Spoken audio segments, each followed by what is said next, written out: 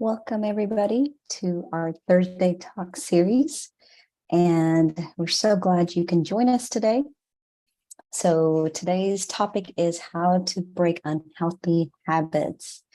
And before we get into the topic, we just wanted to remind everybody that we have some amazing workshops coming up, especially this weekend. We have Cultivating a Departure Lounge Mindset.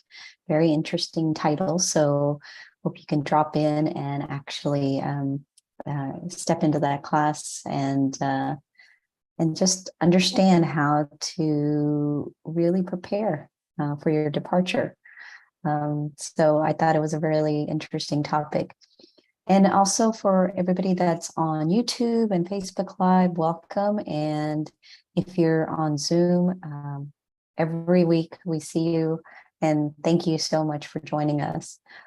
Just a reminder, this is being recorded. So for anybody that is live and in person at the Manhattan Center, just wanted to make sure you're aware the camera is there in case you are passing by. And also just wanted to let everybody know that we have some great workshops. So if you find the information that you're going to receive today interesting, we have, courses. And we just had a 2-day course as well as the Reviving the Higher Self, which is a 7-day course. But check our website out. We usually have those on a monthly basis, but that takes you a little bit deeper into the meditation and the practices. So I'm going to go ahead and turn it over to Sister Rona so we can figure out how to break our bad habits. You put it on gallery, please. Good evening, everyone, and welcome. Seeing a few new faces at the center. Most appreciate you can come. It was just short intro. And appreciating that you're coming in person, especially when the weather is so nice. But welcome to this Thursday evening session. Getting rid of old habits. We all have a few, or no one has old habits in Manhattan. Just give me a moment.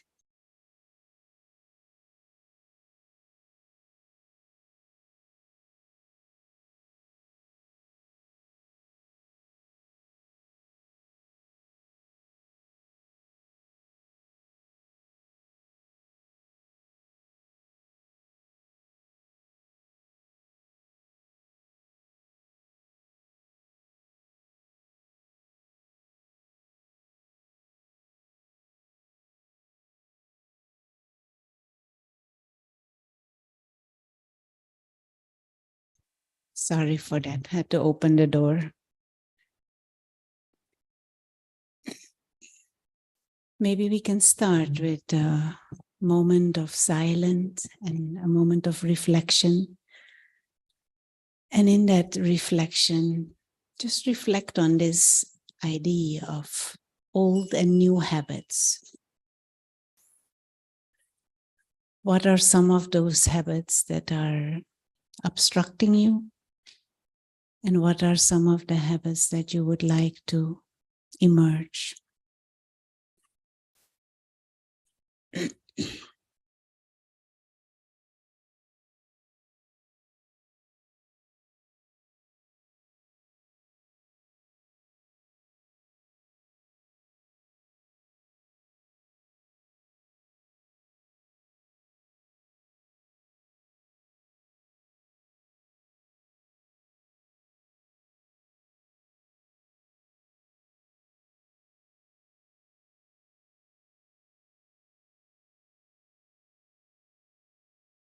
Thank you.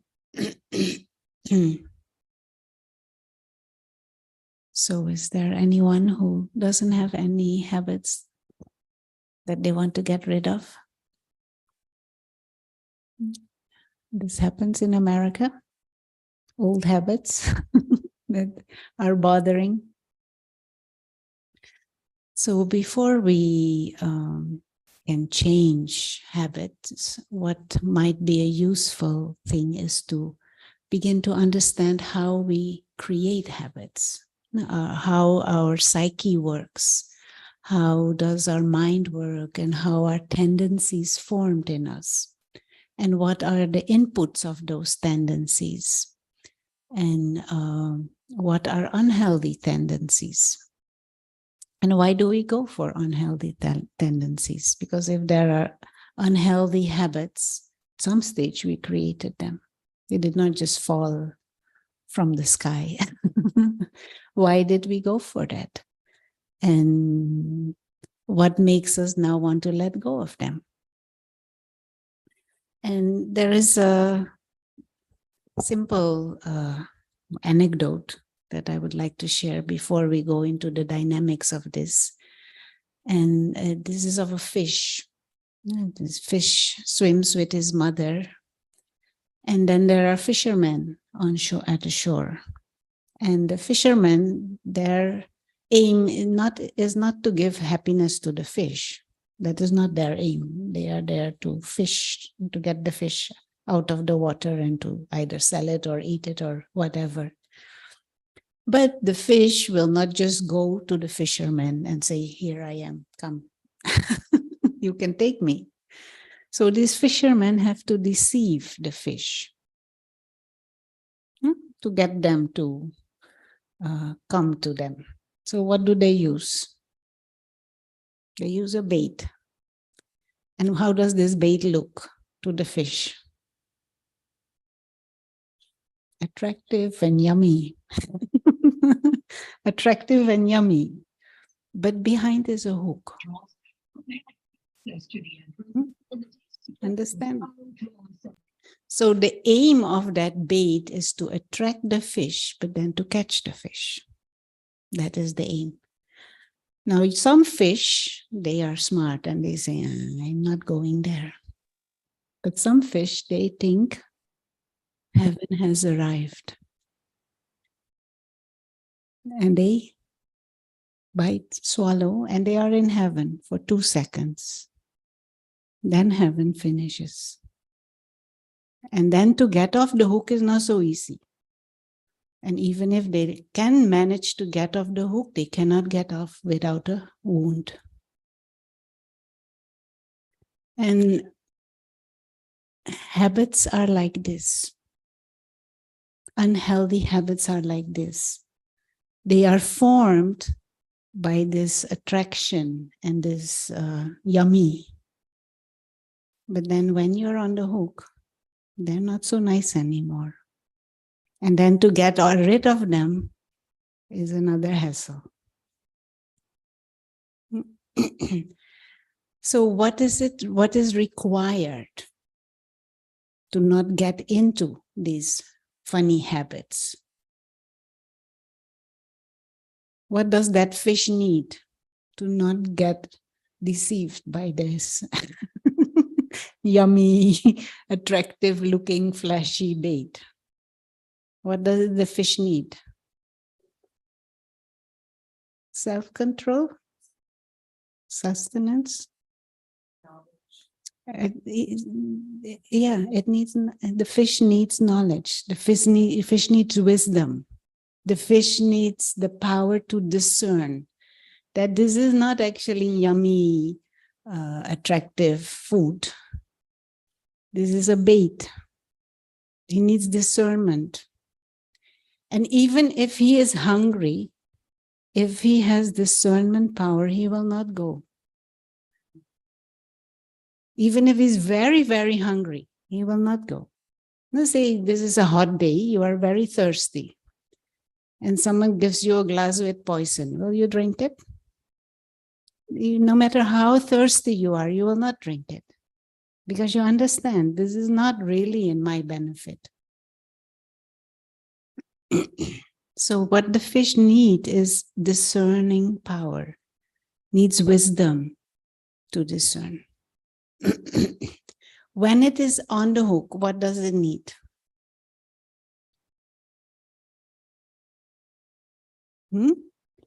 Willpower, and it needs a method to become free again. It needs that, because there is a way to move the body and the throat to get off. But he needs to know the method, and he needs willpower, of course. He can also give up and say, okay, punish, let's go. Nirvana, wherever. Hmm? But he needs a method to get off. Are we human beings very different from these fish? Just our baits are different. And we need a bit more wisdom to not get hooked. And we need even more wisdom and right method to get off. Now, it is maybe a very plastic example, but it is, I feel it is a good example. Because one of the things that happens with us is we take it superficially. And we say, oh, once in a while doesn't matter. But that once in a while becomes twice in a while and 3 times in a while. And then it becomes every day, and then it becomes natural. We don't oversee the consequences of the way we think, the way we feel, our attitude, our intentions. We don't oversee. We don't look at the whole picture often. We use this limited understanding and just see the bait, think, wow, I'm hungry. Here is my food. But if you see the whole picture, you would also see above water. There is this, how do you call it? Fishing rod. You would see the fisherman standing there waiting for this fish to. If he sees the whole picture, he will not be deceived. And we human beings, we have created a culture worldwide in which our vision is limited. Our intellect works in a limited way, and we don't oversee things anymore. And that is why we get into funny habits and funny interactions and get stuck. And then sometimes get into pain and sorrow and depression. Nobody chooses to be depressed. Nobody chooses to be in pain. Nobody chooses to be in sorrow. The fish doesn't want sorrow. He wants just food for the stomach. But he needs that broader vision, that broader perspective to be able to discern what really is food and what is actually a hook. So for all of us, this is very useful and important to know that to go through this life, to live our life in a way that is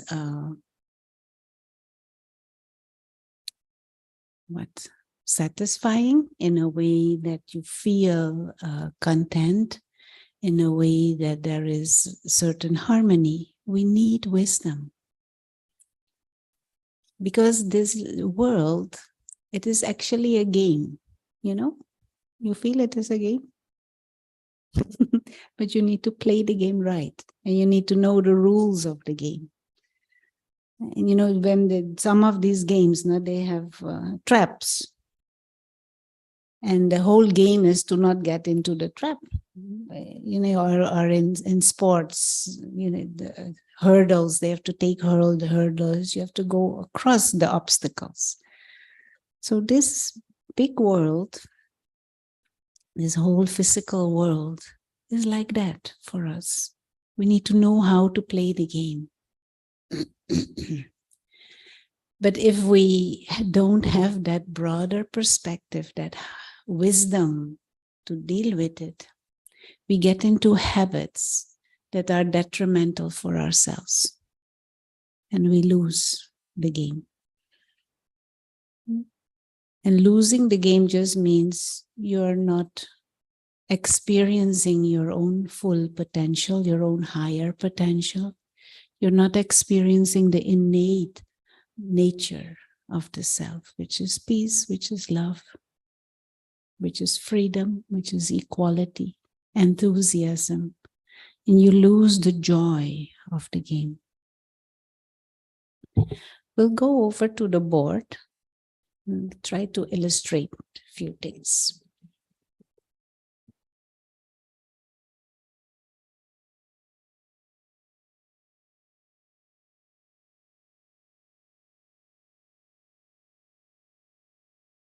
Can you see the board? Yes, we could see. Yes.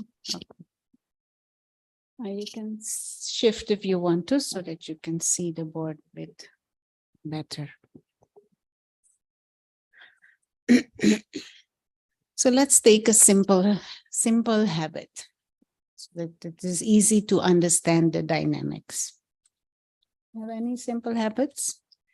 That you We have one online. What is that? Somebody said, for me, a lack of respect of time. My time is a factor, a waste of a lot of time for the sake of not feeling and decompressing.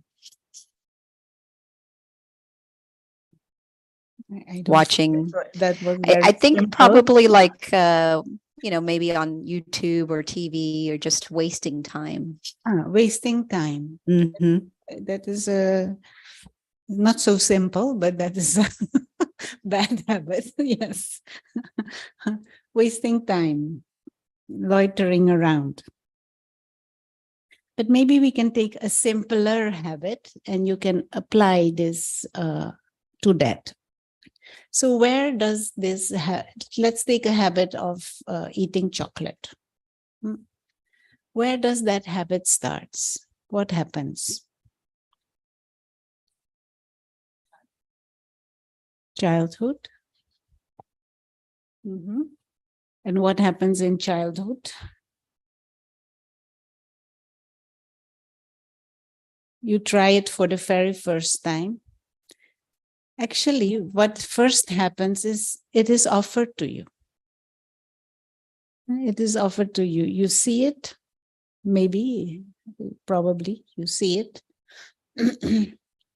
And then you take it and you put it in the mouth.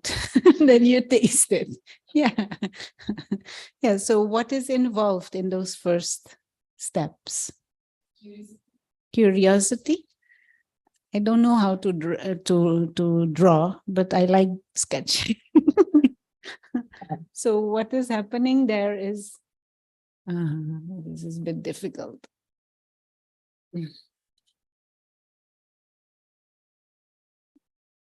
You understand what that this is supposed to be? And here is chocolate. This is chocolate.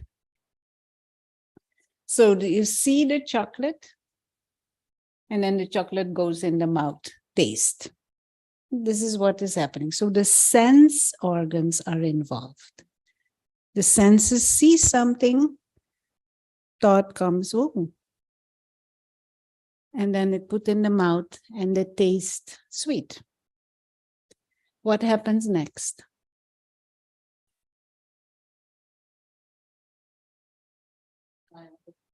Try another one before that. Before that. There is a part of us that is invisible. So what you see is the physical form, you see physical matter, you see the body. And okay, the brain you don't see, but there is also a visible brain, a tangible brain. But there is a dynamic behind all of that visible part, which is the mind. And in your mind, thoughts emerge. And every thought has its world of feelings and emotions and vibrations. So this chocolate is seen, tasted, and there was, most probably there is a thought. Sweet. Very sweet. Second piece, sweet again. This is very nice. Chocolate, cacao with sugar and maybe milk, whatever. So that thought is kept in the mind. whilst eating chocolate. Maybe so many things going on around, but focus is completely on the chocolate and on the taste. So there is an amount of thoughts around that chocolate, which generates a certain feeling also. Nice, pleasant. Yeah, you could call it like that. And then there is the subconscious mind. And that taste, that thoughts, the experience, you could say, leaves an impression on your subconscious.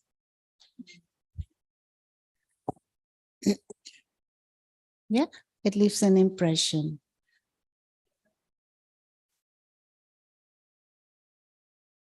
Pull. Sorry, there is someone at the door. Yeah, they're open. Just wait until it goes down. Okay. Yeah, so this experience of tasting chocolate, it leaves then an impression in your subconscious. And the person tells you this is chocolate. So the word chocolate and the experience get recorded in your subconscious. And so the chocolate finished. After a while, what will this subconscious impression say?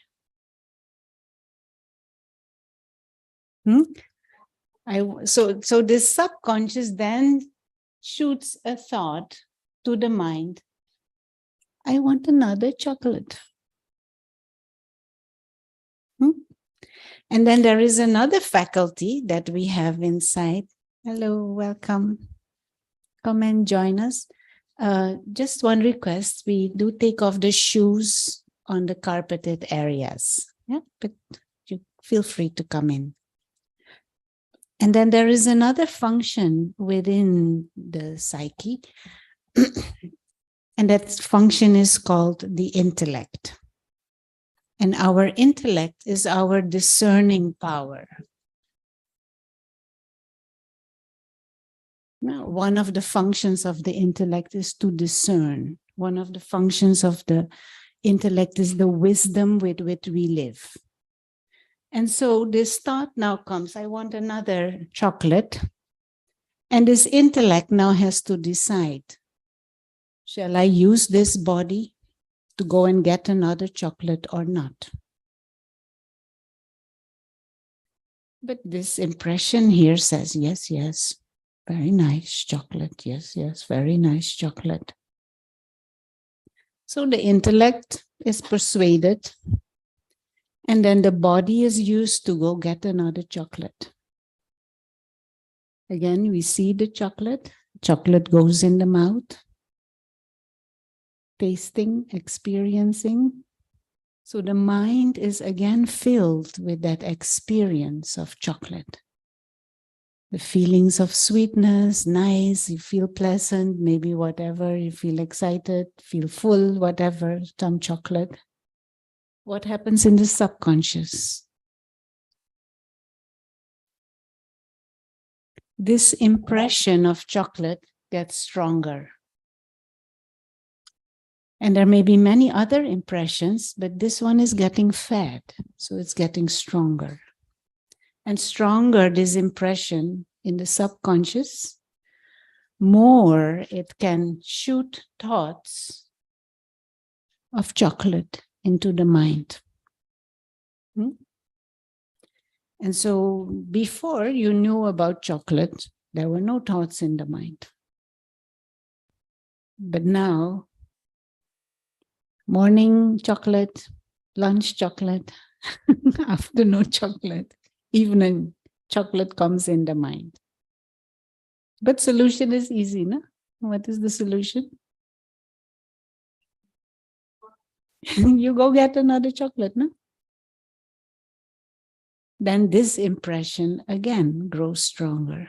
After a while, this impression is so strong that it just rules your mind.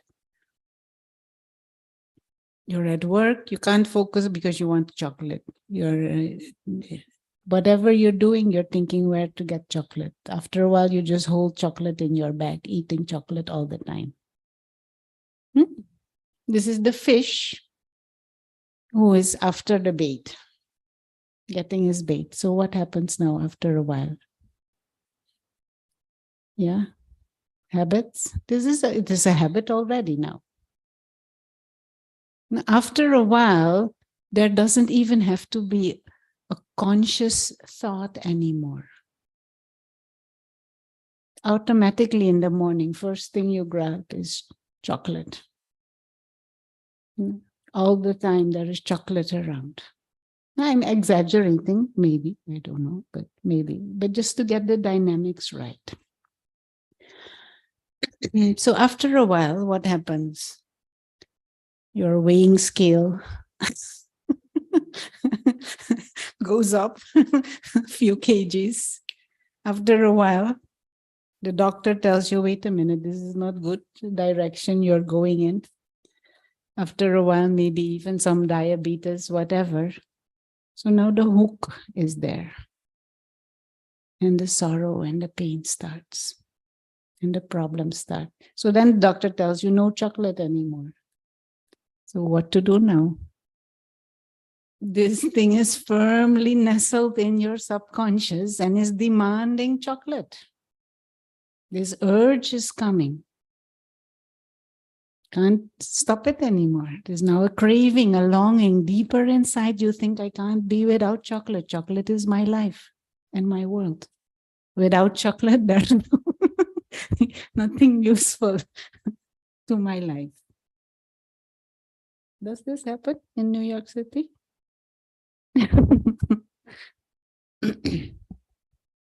So what you do now? What can we do now?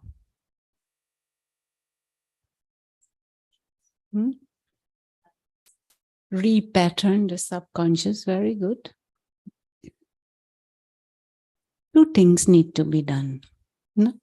Intellect needs to be strengthened because intellect can interfere between the thought and the action. So this mind is now bombarded by this deeper impression, this tendency inside. The mind is bombarded, chocolate, chocolate, chocolate. But the intellect can interfere between this thought and putting it in action. So this is where willpower comes in. This is where wisdom comes in. This is not in my benefit at all. It undermines the body, and my mind is just occupied with chocolate all the time as if there's nothing else. So that is what the intellect needs to be strengthened. But also, if I get access or can get access or introduce a source of joy that at the least is as joyful as the chocolate, that will help to this way.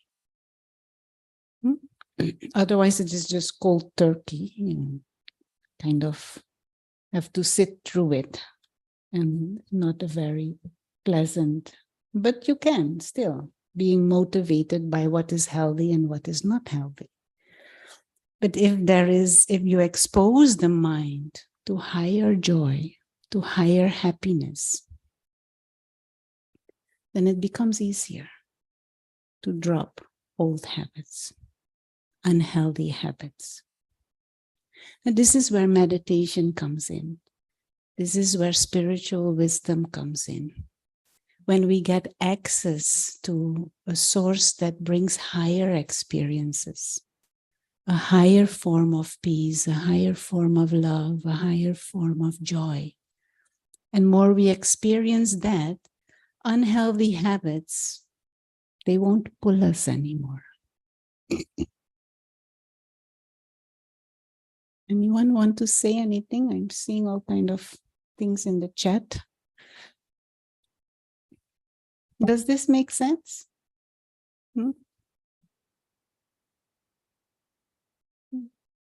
Because our habits, for some reason, had promised us joy, had promised us happiness, has promised us love, have promised us peace, have promised us contentment, but has put us into trouble. Chocolate. So once there is that deeper experience of some form of peace or whatever it is that we're trying to fill with chocolate, when we can get that from a healthy source or even a spiritual source or a higher source, we get motivated. Yeah. How can we surround ourselves with this higher joy and peace? Yeah. Yeah. So Jillian here is saying, when the mind is bombarded, when we are bombarded with these thoughts, how can we surround ourselves with peace and happiness? Maybe at that moment, it is not even very much possible. It is useful to work beforehand. But one thing that helps, which is a very practical method, when the mind is in this, what is the word? War, sports. Just go run a few blocks high speed or whatever. It kind of helps shift the hormones in the brain. But it is only temporary. It doesn't take away this. So you will still need to do something else extra. But when there is that crisis going on, high intensity sport helps to temporarily, at least, shift things in the mind. Anyone else want to say anything? Sandra, do you want to ask your question?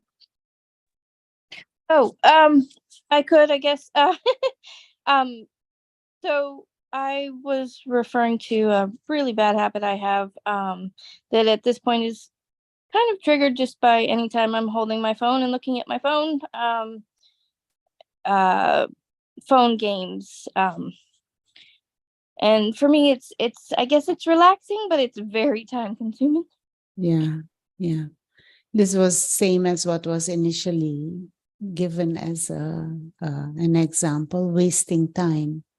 And our gadgets were developed and have promised us paradise, but they have very quickly, for some of us, they have become addictions. One time, one lady came with a bag, and there were 5 cell phones in the bag. And so while she was learning to meditate, and she holding one cell phone, and she can't let go of her bag. And she said she even sleeps with cell phone in her hand.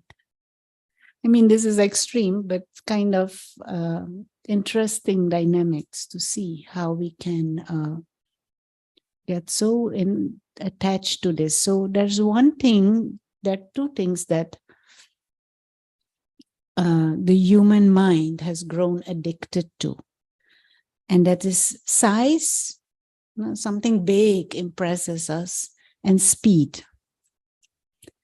So this speed of thought, speed of images, we have become addicted to it.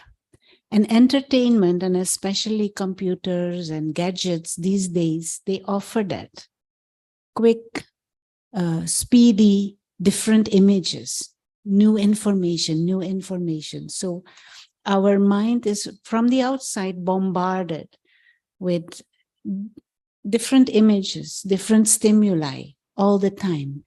Sense stimuli through the eyes and through the ears, mostly.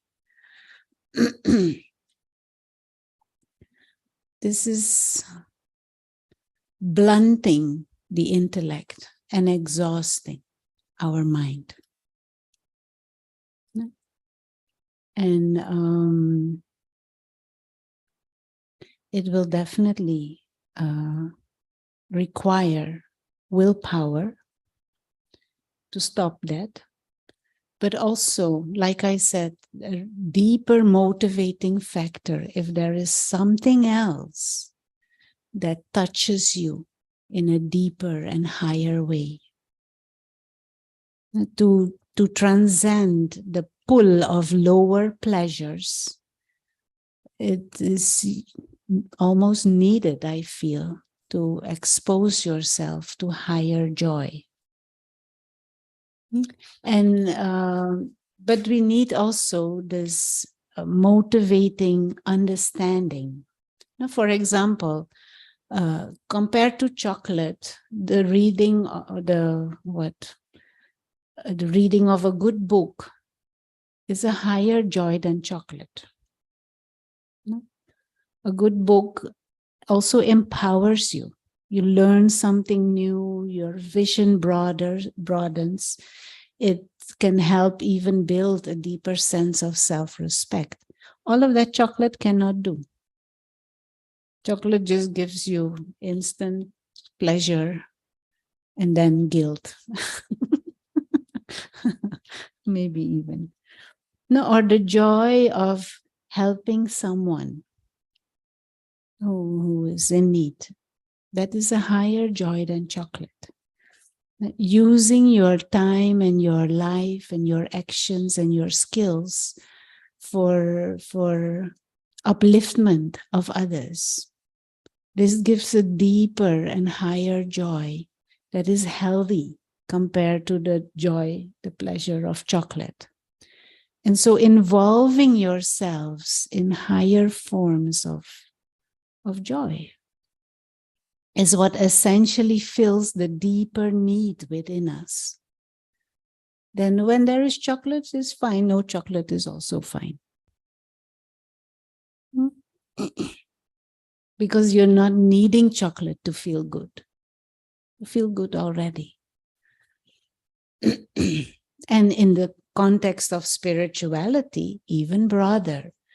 Now, in the context, the spiritual knowledge and understandings, that becomes a form of joy. Your spiritual studies become a deeper form of joy. And in your meditation, the experience of the true self, the soul, as a being of light, as a being of peace, as a being of love, a being that is timeless, a being that transcends the limitations of matter.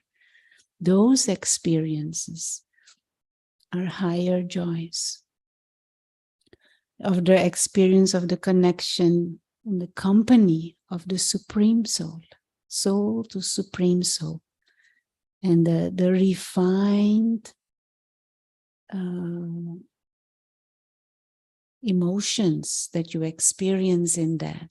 It makes chocolate appear silly.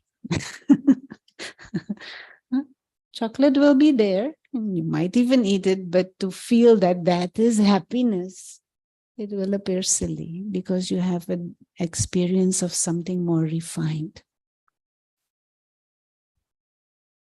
So these are some steps too.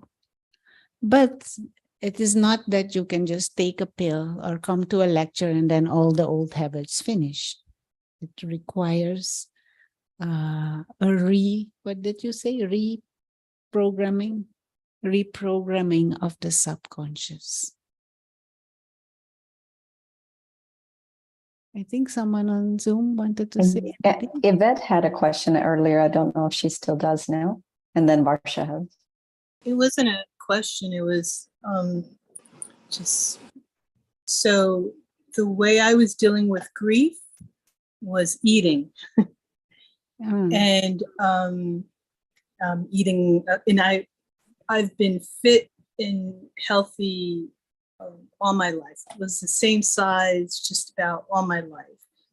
And then I was hit with multiple losses and just started to eat. And then at some point, I guess I was calm enough. I started journaling. And I kept asking myself the same question. What am I really hungry for? What am I really hungry for? What am I really hungry for? And then it finally became clear to me that what I was really hungry for was connection, that I had lost connection because the people who passed, it was multiple people, were the people I was closest to in the world. And so I was feeding myself with that emptiness. I was trying to fill it with food because I lacked connection in my thinking then. And the interesting thing is, when I realized what it was, then every time I went to go get, this is what's happening now. If I go to snack or something like that, and I realize you're not hungry, you're feeling grief, or you're feeling lonely, or you're feeling, and I realize what I'm feeling. So that's been my experience. Nice. Which to me is exactly what it illustrates very well the dynamics behind certain habits. Varsha? I have problem for, like, instead of dealing with, it is more aversion, IRS tax. So of course, then I have in my mind, when I have to do something unpleasant, like taxes or something. File your tax. I have to do with that whole thing. So then my mind wants, oh, I better walk. So it is, I know what I'm doing. I could walk at different time. Or, oh, today, let me look at my points of Murli. So then I want to look at that. That is more appealing to me than that. I could see what is happening, that I'm avoiding, I'm putting it off, procrastinating, and I have no choice. So I'm establishing this very strange and not good cycle here. Yeah. Mañana. You say in Spanish, no? You postponing. This is a very strong habit. Postponement, we started to say, no, we need to use the intellect more. And the wisdom to see the whole picture and motivate ourselves from to do certain things because of seeing the whole picture. Strengthen the intellect, then postponement of what is useful will not happen. Because again, postponing it is like an instant quick fix, but higher reward is not experienced. We have a question, Sister Rona. It says, how do you reprogram your mind? And please give some practical tips.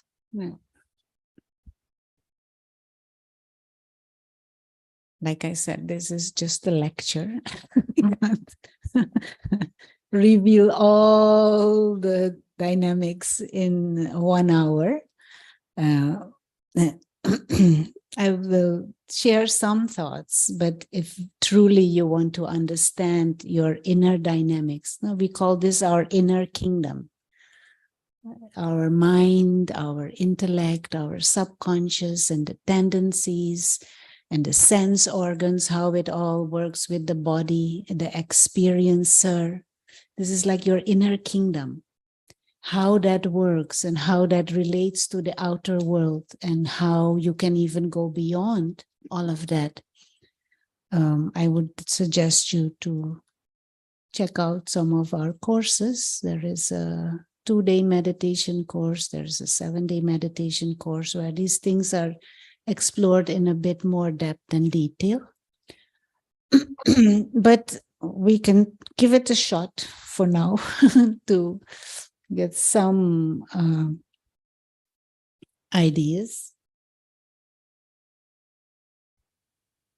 So if this is our subconscious, this is the image of our subconscious, all of us have within us these two sides. Within the subconscious, we have tendencies that are actually divine. We have, at least in their seed form, we have tendencies that are noble. But we also have within us this side that is not so noble, that is not so divine, that is maybe even little, what? Little devil, and maybe even not so little. So we have these two sides operating within us at present. And maybe this not so nice, not so noble side, this little devil, may be even dominant at the moment. So over time, we have in our subconscious, if this is the subconscious bit bigger, we have collected these tendencies and these habits which are not so noble. All of these, some egos and attachments, and some manifest in greed and anger and lust, all kinds of impressions and tendencies and ideas of who I am. We have collected them, and they are not so healthy, to say it pleasantly. Spiritual knowledge tells us that we have some innate tendencies. As beings of consciousness, as souls, we have some innate tendencies. And those innate tendencies are of goodness and of benevolence and of purity. These are tendencies of wisdom, tendencies of benevolence, tendencies of peace. That is innate in every being. But they have been overtaken, they have been overshadowed by these not so healthy habits. And these are like bullies now in the subconscious. They rule and they take control over our mind. They all the time create thoughts. I want chocolate, I want to watch television the whole day, I want to eat chips. I don't want to do this. I don't want to do that. Want to think about some attachments and some whatever. These bullies, they rule our mind. And they rule also what you use the body for. The body all constantly runs to the, what is it? Chocolate section of the groceries, grocery store. Wants coffee, wants cigarettes, wants to watch television and play video games all the time, and uses the body and the senses all the time for that. Deeper inside, there are this higher nature is there, but it almost cannot express because these are the others are ruling. I'm sketching it a bit black and white, but just to get the dynamics clear. Now, how do we reprogram this? Because it is not static. It can change. Right? These grow also. More you eat chocolate, bigger they grow. So when you stop eating chocolate, they also become smaller. When you stop watching television, these tendencies, these egos inside, they become smaller. So the one elegant way to reprogram this is if we can find a way to nurture that noble nature and let this expand. And then naturally, we do not need chocolate anymore. And then we can stop the chocolate eating business. And then this tendency will disappear.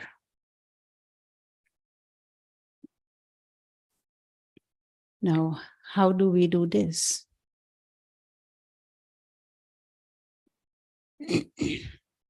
Hmm?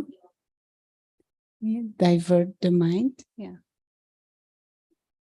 This is a simplified, what is it? Symbol for meditation and yoga. Nurturing and emerging your higher nature means you remind yourself of who you truly are and what your innate tendencies are. Create consciously using the intellect to put in the mind spiritual thoughts. The real self is a being of light. The real self is a being innately of peace. The real self is a timeless being of light. More you have those thoughts in the mind, those feelings emerge, if there is a certain conviction about this. And when in that awareness of the self as a spiritual being, even inviting the presence of one who doesn't have this, the Supreme. I'll use another image that might help clarify things for those who haven't seen.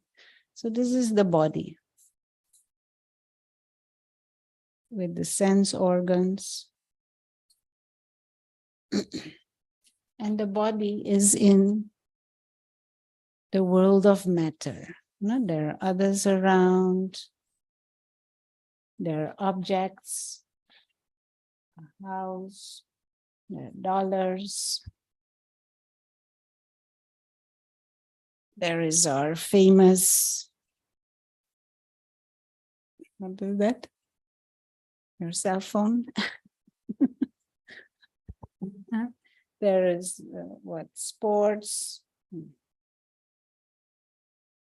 our hobbies, there is a culture, there is a job, there is education, there is language, all kinds of things in the physical world. But spiritual knowledge tells us that this is just a limited view on self and on life, that the real self is an invisible experiencer, a being of light, the soul. And that this being, the real self, has come from an invisible dimension, travels here, plays the game, and at some stage leaves the invisible dimension again, leaves the physical world again.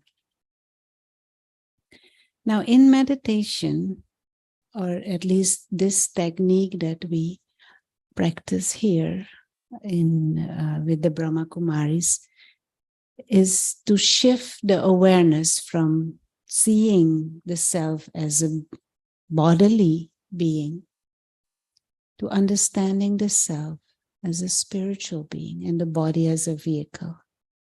And all of this is a temporary extra experience. And the real self is a timeless, invisible being of light, innately divine. And in meditation, you now I'm saying this in 2-3 minutes, and it is nice, maybe, but the deeper grasping of this and these type of thoughts create that experience. It creates a deeper sense of being secure, of feeling free, of feeling at ease and in peace.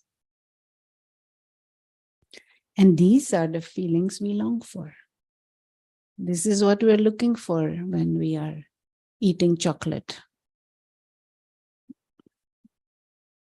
Once we touch these feelings, then we will use the body for that what is constructive, that what is useful, that what is uplifting, not that what is destructive.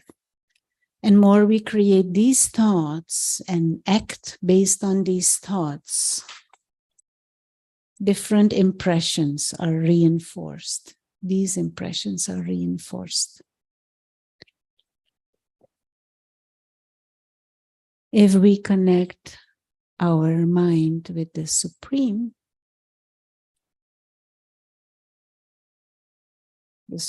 Soul, then this gets very strongly reinforced, our original higher nature. You know, they say in ordinary language, as is your, what is it? As are your friends. Tell me who your friends are, and I tell you how you are. As is your company, it colors you. Now, if you can get the company of someone who never ever complains, would you like that? Someone who always, always has an uplifting attitude. Someone who always is happy and peaceful. Would you like to be with someone like that? Someone who is ever wise. Someone who is incapable of gossip. Someone who is incapable of any negative thought, ever. No matter what you do, always some sweet, nice, uplifting. You like company like that? And company like that, what does it do to you? It brings out the best in you. This is what we do when in meditation you invoke and invite the presence of the Supreme. You're entering into the presence, entering into the company of one who is ever benevolent and ever wise. And it brings out your own higher nature. And you become happy. Okay, I think I said quite a lot. I revealed quite a lot.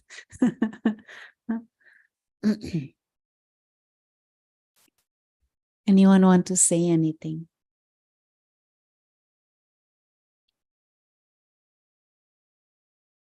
There's only one disadvantage to this. You know what that disadvantage is? No more chocolate. You can have chocolate.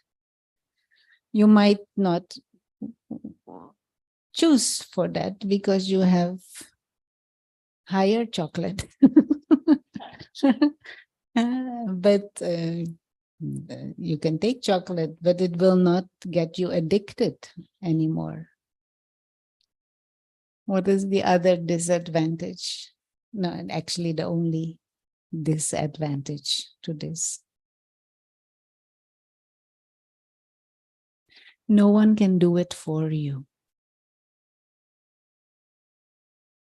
And this is what we like these days. No? Somebody outsource it. Somebody fix my mind. Or take a pill and it is fixed. Unfortunately, it doesn't work like that. So we will have to take time out to understand our own mind. Take time out to explore the power of spiritual thoughts. Explore the impact that it has to create thoughts about the self as a soul. Take time out to understand this knowledge and touch on these feelings of freedom and equality and security and peace. Get a taste for it.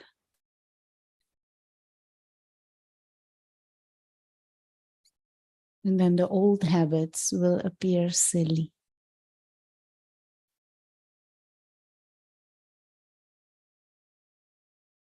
Okay.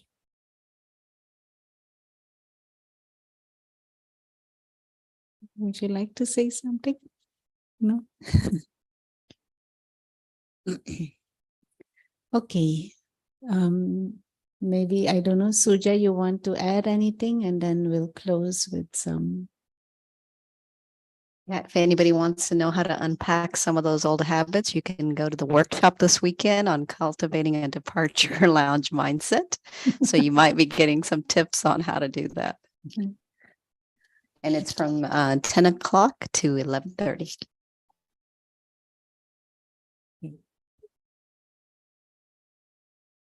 So let's take a few moments and get a glimpse of that mind.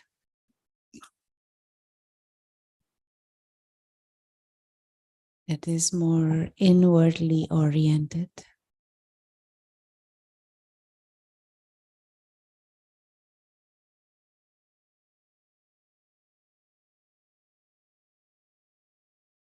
Just try and become aware of the more subtle things. This function of awareness is a function of the invisible experiencer, function of the intellect, soul. For example, you are aware of the position of the body, the posture.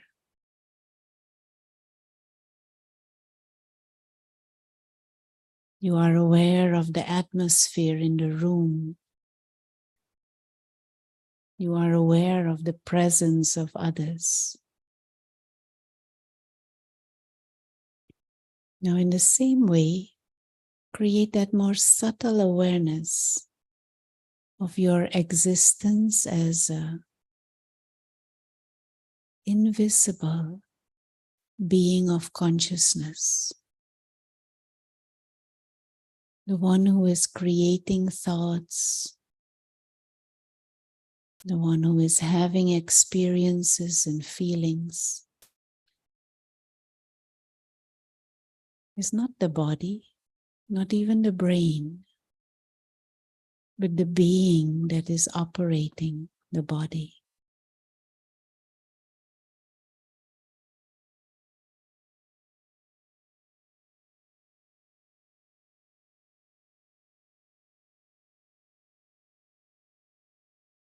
And to help ourselves focus, we use the image of a tiny star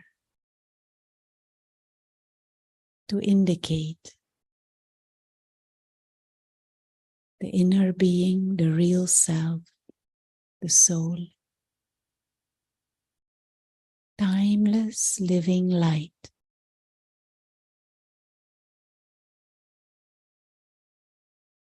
Operating from behind the eyes in the center of the forehead.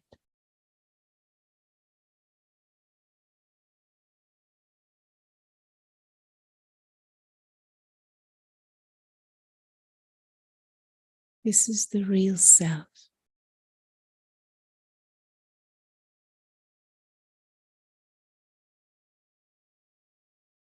The spiritual being. And the body is the vehicle.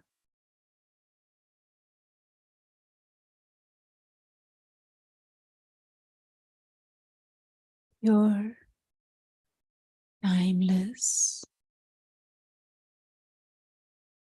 endless,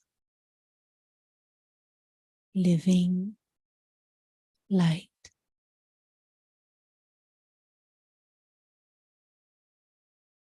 The soul.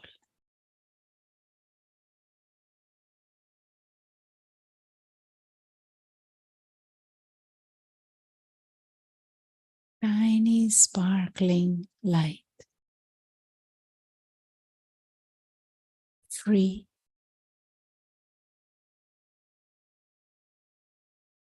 Imperishable.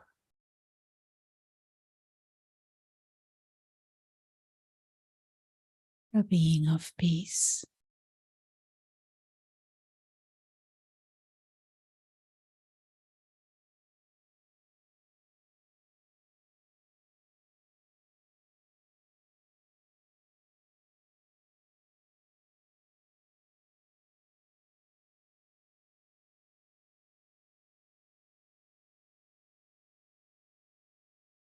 And one of the greatest gifts you can give to yourself is to come back to this awareness again and again and again. To remember who you truly are.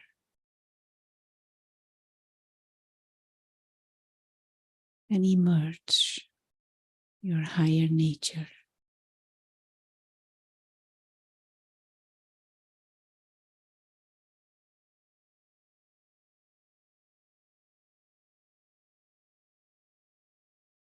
So as we go through the rest of our life's journey, let us aim to hold this high vision of ourselves and hold this awareness.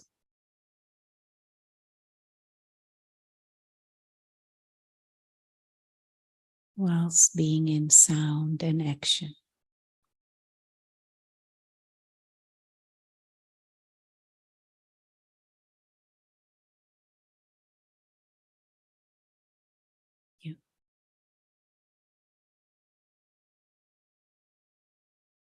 Okay.